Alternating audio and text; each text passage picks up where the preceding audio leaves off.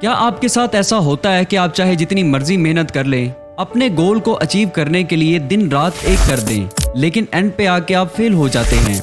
आपकी सारी मेहनत जाया हो जाती है, या आप कोई भी काम शुरू करने लगते हैं तो पता चलता है कि इस आइडिया पे तो पहले ही किसी ने काम कर लिया है, अब अगर मैंने किया तो कोई फायदा नहीं होगा, और फिर आप हार मान लेते हैं। आप सोचते हैं कि आप बहुत ही कोई बेकार इंसान हैं, आप जो मर्जी कर लें, अपनी लाइफ में कुछ भी नहीं कर सकते। अगर आप ऐसा सोचते हैं तो आप बिल्कुल गलत हैं। आप एक बहुत ही काबिल इंसान हैं, आप सब कुछ कर सकते हैं। इसके लिए कभी भी अपने आप को बेकार ना समझें। फेल होने का ये मतलब तो नहीं होता कि आप हार गए हैं, बल्कि फेल होने से तो आप और नई नई चीजें सीखते हैं और अपने आप को पहले से ज्यादा इम्प्रूव करते हैं। यही बात जॉन सी मैक्सवेल अपनी book sometime you win sometimes you learn में एक्सप्लेन करते हैं। जॉन हमें बताते हैं कि कभी भी अपने फेलियर से दिल नहीं छोड़ना चाहिए, बल्कि अपनी गलतियों से सीखना चाहिए और अपने फेलियर को एज एन अपॉर्चुनिटी लेना चाहिए और इससे सक्सेस हासिल करनी चाहिए। आज हम यही जानेंगे कि ये सब हम कैसे कर सकते हैं, कैसे हम जब फेल हो जाएं तो हमें सैड होने के बजाय खुश होना चाहिए। तो आइए आज के वैल्यूएबल लेसन सीखना शुरू करते हैं।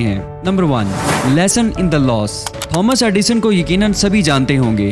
वो एक ब्रिलियंट और डिटरमिन्ड इन्वेंटर थे जिन्होंने इलेक्ट्रिक बल्ब इन्वेंट किया था। एडिसन भी फौरन सक्सेसफुल नहीं हुए थे, या उन्होंने एक हफ्ते में बल्ब नहीं बना लिया था, बल्कि उन्होंने हजारों एक्सपेरिमेंट किए तब जाके बल्ब बना। उन्हें भी लगता था कि जो काम उन्होंने शुरू किया है उसे बस कुछ ही महीने लगेंगे, लेकिन ये महीने सालों में बदल गए।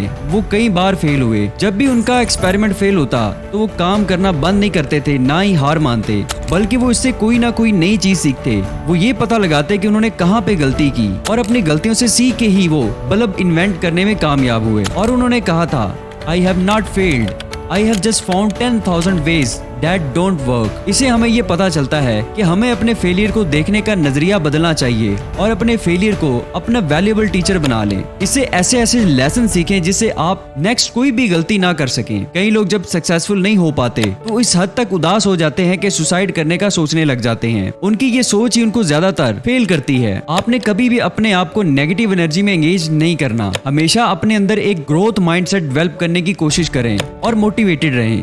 Lesson number 2, the spirit of learning humility. आप अपनी जिंदगी में काफी लोगों से मिले होंगे। इनमें कई तो बहुत अच्छे होते हैं, नरम मिजाज और आजिज होते हैं, बहुत अच्छे बिहेवियर के होते हैं, और कई होते हैं जिनमें बहुत ज्यादा अकड़ और ईगो होती है। ये जिन लोगों में ईगो होती है ना, ये कभी भी अपने फेलियर से कुछ भी नहीं सीखते और ना ये सीख सकते हैं। ये अपनी सारी गलतियों का इल्जाम दूसरों पे लगाते हैं। इसलिए आप कभी भी अपने अंदर ईगो पैदा ना करें। ह्यूमिलिटी की वजह से हम बहुत सी नई चीजें सीखते हैं, जिससे हमारी ग्रोथ के चांसेस भी ज्यादा होते हैं। जब आपके अंदर ह्यूमिलिटी होगी, यानी आप आजिज होंगे, तो आपको लगेगा कि मुझे जो कुछ भी आता है वो मेरे लिए काफी नहीं है, मुझे अभी और सीखने की जरूरत है। ह्यूमिलिटी की सबसे बड़ी एग्जांपल है अल्बर्ट आइंस्टाइन। आइंस्टाइन एक बहुत ही मशहूर और जाने माने साइंटिस्ट और फिजिसिस्ट हैं। वो इंतहा के ज़हीन इंसान थे।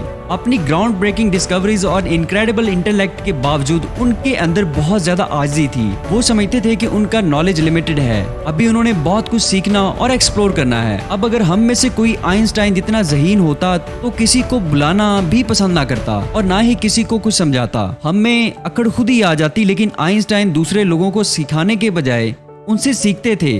वो अपने कोलीग्स के साथ कोलैबोरेट करते, उनके साथ फ्रूटफुल डिस्कशन में इंगेज होते, जिससे उनके नॉलेज में और ज्यादा इजाफा होता।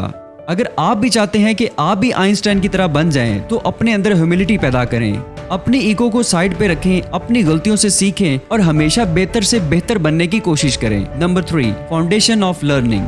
आपको कुछ भी सीखने के लिए अपनी हकीकत का सामना करना होगा। जब आप सच को सच मानेंगे कि हाँ ये गलती मेरे से हुई है और पूरी ईमानदारी के साथ हकीकत को तस्लीम करेंगे, तो आप अपनी नॉलेज और अंडरस्टैंडिंग की एक स्ट्रॉन्ग फाउंडेशन क्रिएट कर लेंगे। इसे हम स्टीव जॉब की एग्जांपल से समझते हैं। वो एप्पल के को फाउंडर और एक विजनरी एंटरप्रेन्योर भी थे। उन्हें अपने कैरियर में बहुत से चैलेंजेस का सामना करना पड़ा, लेकिन उन्होंने हकीकत से मुंह नहीं छुपाया, बल्कि उसका डट के मुकाबला किया और अपने एक्सपीरियंस से सीखा और फिर उससे कामयाब भी हुए। अब जैसे उन्हें 1985 में एप्पल को छोड़ना पड़ा, हालांकि कंपनी में इतनी स्ट्रगल करने के बाद उन्हें अपनी ही क्रिएशन से बाहर निकाल दिया गया। वो चाहते तो उन सबको अवॉइड या डिनाई कर सकते थे, लेकिन उन्होंने अपनी गलती मानी और इस हकीकत को तस्लीम किया कि उन्हें अभी पर्सनल ग्रोथ और सेल्फ रिफ्लेक्शन की जरूरत है। एप्पल से दूर रहने के दौरान स्टीव ने नेक्स्ट कंपनी को ज्वाइन कर लिया और पिक्सर एनिमेशन स्टूडियो को भी खरीद लिया।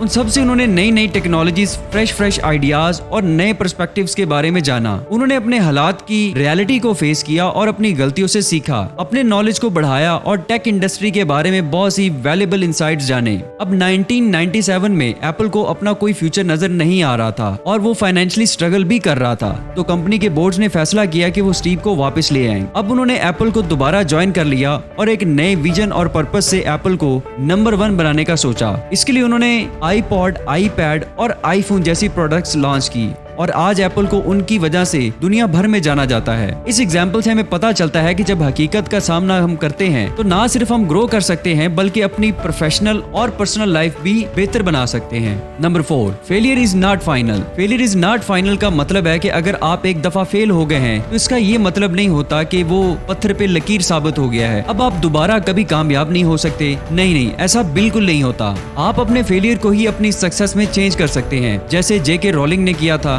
रोलिंग हैरी पॉटर सीरीज की राइटर हैं। उनके इस स्क्रिप्ट को पहले कई पब्लिशर्स ने रिजेक्ट किया था। उन्होंने ये नहीं सोचा कि इतने सारे लोगों ने इसे रिजेक्ट कर दिया है तो मैं इसे फाड़ के फेंक देती हूँ। नहीं, उन्होंने ऐसा बिल्कुल नहीं किया, बल्कि अपने रिजेक्टेड स्क्रिप्ट को ही बेहतर बना लिया कि वो उनके फेमस होने की वजह बना। रोलिंग एग्जाम्पल रेजिलियंस और डिटर्मिनेशन की कहानी है। इसे हमें पता चलता है कि फेलियर का मतलब हरगिज ये नहीं कि सब कुछ खत्म हो गया। कभी कभी आपका फेलियर आपकी सक्सेस का स्टेपिंग स्टोन भी साबित होता है। कामयाबी हमेशा नाकामी के बाद आती है, कभी भी उसे अपना रोड ब्लॉक नहीं करने दें। रास्ते में आने वाली हर मुश्किल हमें कामयाबी के और ज्यादा करीब ले जाती है, इसलिए अपने फेलियर से सीखें और कामयाब हो जाएं। Number 5, the value of bad experience. सारा एक सिंगल मदर है और उसका अपना छोटा सा बिजनेस है, लेकिन शुरू में सारा को बहुत से चैलेंजेस का सामना करना पड़ा। ऐसे कह लें कि जो भी वो काम करती उसका रिजल्ट बहुत ही खराब निकलता। उसको बैड एक्सपीरियंस की बहुत ज्यादा आदत हो चुकी थी, लेकिन उससे भी सारा ने बहुत कुछ सीखा। उसने अपने बैड एक्सपीरियंस को अपने रिफ्लेक्शन के तौर पर देखा। उसने अपनी वीकनेसेस और स्ट्रेंथ को पहचाना और उनके मुताबिक काम करना शुरू किया। उसने दूसरों से मदद लेना सीखी। वो अपने बैड एक्सपीरियंसेस के बारे में लोगों से शेयर करती और उनसे कुछ टिप्स लेती। उसने बहुत से बिजनेस कम्युनिटीज ज्वाइन कर ली जिधर उसे बहुत कुछ सीखने को मिलता। उसने काफी ऑनलाइन सेमिनार्स अटेंड किए जिससे वो वहां जाके लोगों के एक्सपीरियंस के बारे में सुनती, जिससे उसे मोटिवेशन मिलती कि वो अकेली ही नहीं है, उसके जैसी बाकी और भी बहुत से लोग मौजूद हैं। उसे ये पता चला कि सक्सेसफुल लोग फौरन ही कामयाब नहीं हो गए, उनको भी मेरी तरह बहुत से चैलेंजेस का सामना करना पड़ा, लेकिन वो भी आखिरकार कामयाब हो गए थे। तो सारा भी हो सकती हैं। अगर आपके साथ भी सारा की तरह हो रहा है तो आप भी जो कुछ उसने किया उससे मदद ले सकते हैं और कामयाब हो सकते हैं। अगर आप कामयाब नहीं भी होंगे तो बहुत कुछ सीख सकते हैं। आज की इस वीडियो में हमने सीखा कि जरूरी नहीं होता कि लाइफ में हम हमेशा जीतते ही रहें। कभी कभार हारना भी जरूरी होता है ताकि हमें कुछ लेसन्स मिले और हम उन लेसन से सीख सकें जो हमें डायरेक्ट सक्सेसफुल होने से सीखने को नहीं मिल सकता। लेकिन कभी भी अपने फेलियर को अपने ऊपर हावी नहीं होने दें, बल्कि उससे सीखें कि मैंने क्या गलती की और क्यों की। अपनी हकीकत को तस्लीम करके आप सक्सेसफुल बन सकते हैं। मुझे उम्मीद है आपको ये हमारी वीडियो बहुत ही ज्यादा पसंद आई होगी और ये आपकी बहुत ज्यादा हेल्प करेगी। मजीद ऐसी वीडियोस को देखने के लिए हमारे चैनल के साथ जुड़े रहें। Thank you for watching best solutions in a short time.